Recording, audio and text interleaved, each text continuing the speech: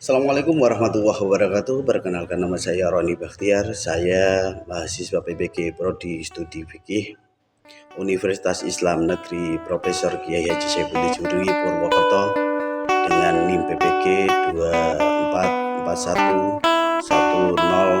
244110408024 Nomor peserta PBG 990058003603. Kali ini saya akan melakukan pembelajaran mata pelajaran fikih di MTS Al-Ittihatul Islamiyah Bangilan, Kabupaten Tuban, Jawa Timur. Mari kita saksikan bersama-sama. Bismillahirrahmanirrahim. Assalamualaikum warahmatullahi wabarakatuh. Waalaikumsalam warahmatullahi wabarakatuh. Sebelum kita mulai materi pada siang hari ini, mari kita berdoa terlebih dahulu supaya kita diberikan kemudahan dalam belajar. Berdoa mulai. Minasyaitonirrajim. Bismillahirrahmanirrahim. Alhamdulillahirabbil alamin. Arrahmanirrahim. Maliki yaumiddin. Iyyaka na'budu wa iyyaka nasta'in. Ihdinas siratal mustaqim.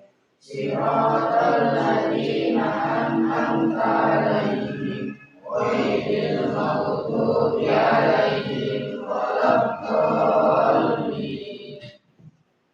Terima kasih. Sebelum kita mulai materi, bagaimana kabar kalian? Sekali lagi, bagaimana kabar kalian?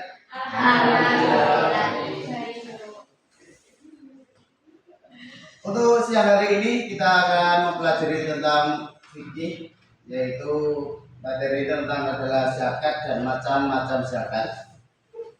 Bisa dilihat di layar. Kita akan mempelajari tema atau topiknya tentang zakat dan macam-macamnya. Ini kompetensi inti, kompetensi kata dasar atau KD, tujuan pembelajaran diantaranya ini. Nah, kita akan mempelajari tentang pengertian zakat secara bahasa: bersih, suci, tumbuh dan berkembang. Itu secara bahasa pengertian dari zakat. Secara istilah yaitu mengeluarkan sebagian harta tentu yang telah memenuhi syarat untuk diberikan kepada orang yang berhak menerimanya sesuai ketentuan syariat.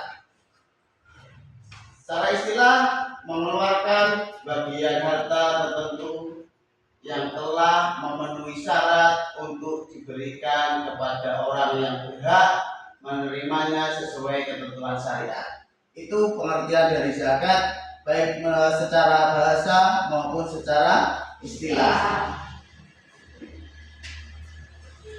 Hukum zakat. Zakat termasuk rukun Islam yang keberapa? Apa itu? Zakat. Jadi, zakat termasuk rukun Islam yang wajib dilaksanakan. Kenapa kok harus dilaksanakan? Kembali ke rujukan yang pertama tadi, pengertian secara bahasa maupun secara istilah, yaitu membersihkan, ya kan? Kembali ke pertama tadi. Hukumnya, bagi setiap muslim yang memenuhi syarat, yang wajib zakat adalah muzaki, orang Islam. Kalau orang Kristen berkewajiban zakat apa enggak? Kenapa? Karena tidak Islam. Karena tidak sesuai dengan ajarannya. Orang Islam yang memiliki harta mencapai nisab dan haul untuk zakat. Dalil tentang zakat itu sudah terdapat dalam Al-Quran. Quran surat At-Taubah ayat 103. Ambillah zakat dari sebagian harta mereka. Dengan zakat itu kamu membersihkan dan mensucikan mereka. Jadi orang Islam mulai setelah balik itu wajib dizakat. Biasanya kalau anak sudah balik ya, anak kecil ketika kita sudah itu biasanya dilakukan pada saat bulan puasa, baik itu anak kecil atau sudah balik ataupun orang dewasa ataupun kakek nenek itu wajib dizakati. Zakat itu disebut sebagai zakat fitrah. Zakat yang bertujuan untuk mensucikan. Dan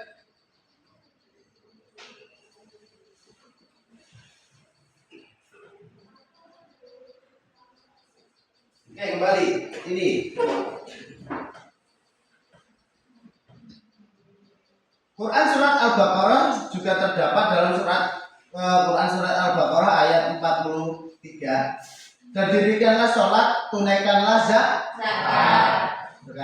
Islam dibangun atas 5 dasar menunaikan zakat. Hadis riwayat Bukhari dan Muslim. Nah, ini kita akan membahas tentang macam-macam zakat. Sebelum ke macam-macam zakat, untuk pengertian dan baik istilah maupun bahasa dalam zakat sudah bisa dipahami? Ya. Oke. Macam-macam zakat. Zakat fitrah.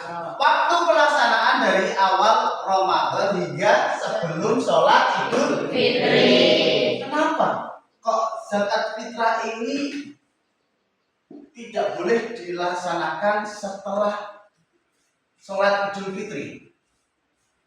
Ada yang tahu? Kalau dilaksanakan setelah sholat Idul Fitri, maka namanya itu bukan zakat, tapi sedekah.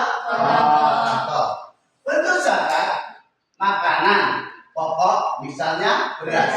Kalau beras ukurannya berapa? 1 nisabnya 2,5 kilo. Makanan pokok ya. Hadisnya Rasulullah SAW bersabda, mewajibkan zakat fitrah 1 sok kurma atau 1 sok gandum atas budak orang merdeka, laki-laki, perempuan, anak-anak, dan orang dewasa dari kaum muslimin, bukan kaum non muslimin. Hadis riwayat Bukhari dan Muslim. Ini adalah zakat fitrah. Jadi zakat fitrah itu bisa dilaksanakan pada saat mulai hari pertama, ya, mulai dari awal bulan Ramadan sampai sebelum sholat Idul Fitri. Dan bisa berupa makanan pokok yaitu beras atau gandum atau makanya yang bisa dimasak atau dimanfaatkan oleh orang yang membutuhkan. Kedua, zakat mal. Jenis-jenis zakat mal dalam ketentuannya jenis harta besar, yaitu kadar zakatnya adalah terangan emas misalnya. Berapa? Kalau emas berapa kali berapa? Ada zakatnya ini taruhnya 1 tahun ya. Perak berapa? Kalau hasil pertanian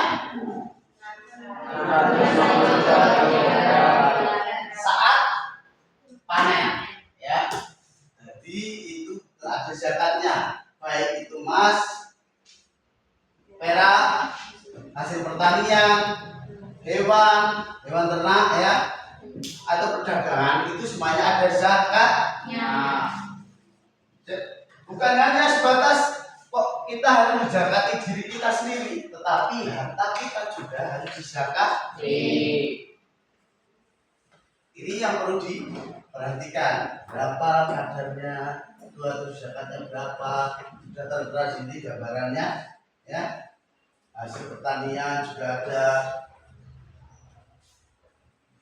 berapa gram perak, semuanya sudah tertera. Oke. Dari sini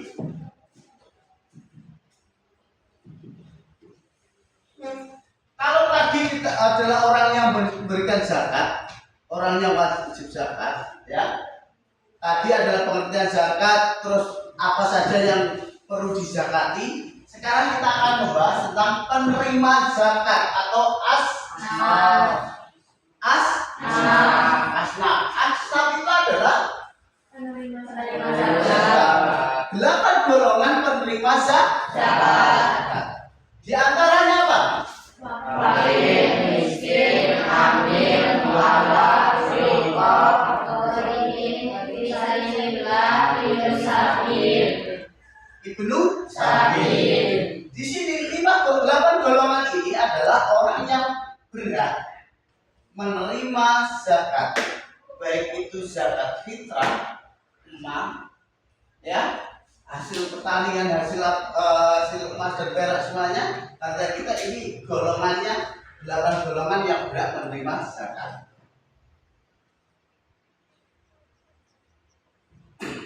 Penerima zakat. Hikmah dan manfaat zakat. Sebelum kita ke sini, dari zakat 8 golongan ini, fakir. Yang kedua adalah miskin, amil, mu'alaf, orang yang baru masuk Islam. Kenapa orang yang baru masuk Islam perlu dizakati? Karena dia belum mungkin dia meninggalkan semua harta bendanya karena di masa beliau belum masuk Islam, sehingga tidak punya apa-apa dan perlu diberikan zakat.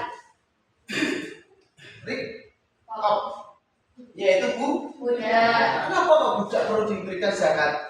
Budak ini adalah orang yang baru dimerdeka, baru mendapat kebebasan, atau budak yang orangnya tak mampu, maka dia perlu diberikan zakat. Dan orang yang garimi atau orang yang berhutang, orang sing berhutang perlu diberikan zakat. Jadi kalau kalian di tetangganya atau sebelahnya rumah kalau ada yang misalnya seperti ini, ya perlu dizakati. Meskipun itu kelihatannya orangnya ini kok berkecukupan, tetapi secara lahiriah dia membutuhkan, maka perlu diberikan zakat. Fisabilillah atau ibnu sabil. Nah, ini adalah 8 golongan orang yang berhak menerima zakat. Selanjutnya kita akan membahas tentang hikmah dan manfaat zakat. Apa hikmahnya? Dan jiwa, mengurangi kesenjangan sosial, memperkuat solidaritas antar umat, mengembangkan kepekaan dan kepedulian sosial. Yang pertama adalah hikmah dan manfaatnya zakat itu adalah membersihkan harta dan jiwa. Jadi harta itu perlu dizakati untuk membersihkan. Orang kita juga perlu diberikan zakat untuk mensucikan diri kita. Oke. Yang kedua adalah mengurangi kesenjangan sosial. Kenapa Pak harus memberikan zakat ini tujuannya adalah mengurangi kesenjangan sosial. Biar tidak terlalu jomplang. Nek wis kaya terus gak zakat, dia akan semakin menumpuk hartanya, tetapi dirinya ini tidak disucikan dan tidak terjadi kejomplangan ya atau kesenjangan sosial. Ini yang berikutnya adalah memperkuat solidaritas antar umat. Jadi antara si A si B kalau tidak kenal maka misalnya dengan zakat ini orang akan menjadi kuat, menjadi satu lagi. Karena umat Islam saling tolong menolong, yang perlu dizakati diberikan zakat. Nah, ini akan memperkuat solidaritas antar umat. Yang terakhir adalah mengembangkan kepekaan dan kepedulian sosial. Kalau kita tidak berusaha belajar untuk memberikan zakat, belajar memberikan sesuatu kepada orang lain, maka tidak akan diri kita. Kita anggap semuanya itu milik kita sendiri. Tetapi padahal di dalam harta kita, di dalam hasil salah kita itu ada hak dari 8 golongan tadi, ya, yaitu wajib kita berikan. Terus, aku kalau air hujan ini sendiri yang mengaliri sawah saya, jadi saya ini panennya banyak, ini punya saya sendiri, nggak bisa seperti itu. Terus hasilnya diambil sendiri. Maka 8 orang ini, 8 golongan itu wajib, punya kewajiban, punya hak dari hasil pertanian kita. Dan manfaatnya ini, hikmahnya ini. Kalau kita belajar mengembangkan kepekaan kita terhadap kepedulian sosial, maka kita akan peka terhadap orang di sekeliling kita. Misal ada tetangga kita yang kurang mampu, si A ini ekonominya kurang, si B dia berangkat sekolah tidak punya uang saku. Nah, kepedulian kita diajarkan dalam Islam, diajari cara berzakat, bersedekah, dan kita menjadi orang yang lebih peka. Oke. Sampai sini ada pertanyaan? Ya. Kalau tidak, harusnya ada pertanyaan ini. Ya.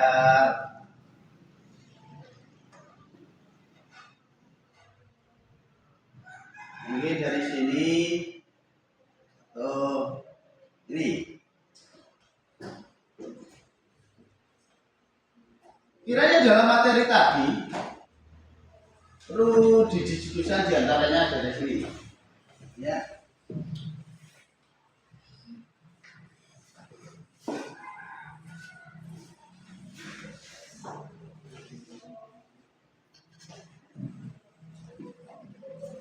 Berapa golongan dalam berapa bagian atau golongan yang wajib menerima zakat, yang berhak menerima zakat itu berapa? Dapat disebut sebagai apa? Oke. Asnaf, ya. Jadi di antaranya 8 itu apa saja? Fakir, miskin, amir, mu'alaf, riqab, gharimin, fisabilillah, ibnu sabil. Ya. Jadi ini kategori golongan yang berhak menerima zakat. Ya. Zakat ini bisa dikeluarkan, bisa berupa zakat mal, bisa berupa zakat fitrah. Ya. Kira-kira mungkin dari materi ini kita evaluasinya bisa dilaksanakan ya besok untuk minggu depan. Tetapi dalam materi ini kira-kira ada pertanyaan Sebelum kita akhiri, tidak? Ya. Tidak? Tidak. Oke, paham? Paham. Oke, karena saya lihat tadi saya sebutkan satu sudah bisa dipahami, baik itu dari pengertian zakat secara bahasa atau istilah sudah bisa dipahami. Zakat juga dibedakan menjadi zakat fitrah dan zakat mal. Zakat mal itu zakat harta, diantaranya ada emas, ada perak, hasil pertanian dan hewan ternak, dan juga perdagangan. Ya, terima kasih. Kita lanjutkan materi minggu depan. Sebelum saya akhiri, mari kita bersama-sama membaca Alhamdulillah. Alhamdulillah. Terima kasih. Saya akhiri. Assalamualaikum warahmatullahi wabarakatuh. Waalaikumsalam warahmatullahi